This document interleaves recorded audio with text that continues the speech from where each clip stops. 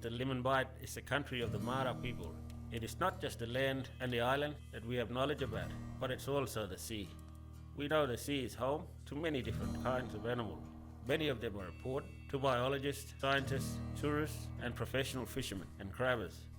But these things are also important for us Mara people too. They've been important to us for a long time. Long before the first white people came to this area, our ancestors and our old people moved all through this country in bark canoes, dugout canoes, and later aluminium dinghies.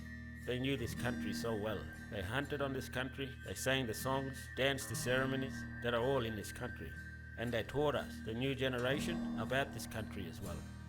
Well, this country is rich with animal and wildlife and resources that we Mara people know about.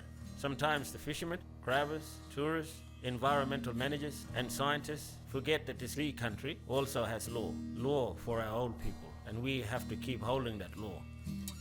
The sea is not empty. Our family and their lives are there in the sea. The sea is important to us because it tells us who we are, where we come from.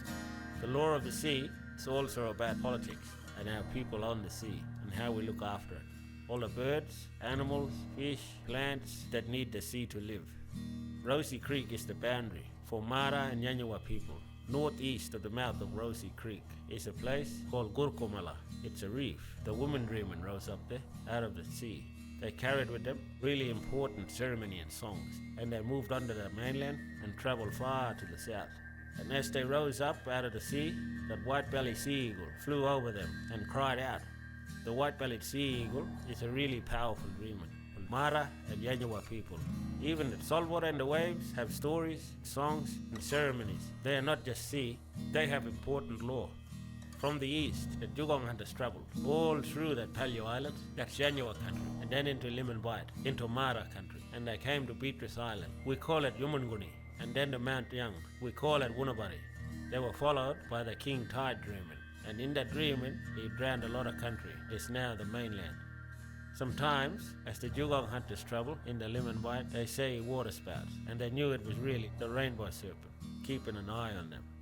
The plains kangaroo dreamer came far from the west, traveled down the Limon River and out to sea, where the seven sister star dreamer, in the shape of that blue ring octopus, tried to drown him, and he left him there in the middle of the sea, at that place called Mindiwawa Dabwawalu. He left shellfish there, then went on to Muria Island. That plains kangaroo carried really important lore.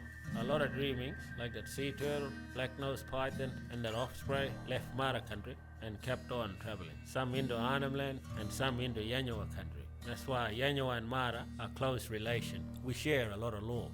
These dreamings traveled and met up with other dreamings and kept on traveling. The hammerhead shark is another dreaming that came through Mara country. He kept traveling. He met his countrymen, 2 stingrays, and they traveled to Bandland Island. The sea is not empty. It's full of stories and songs.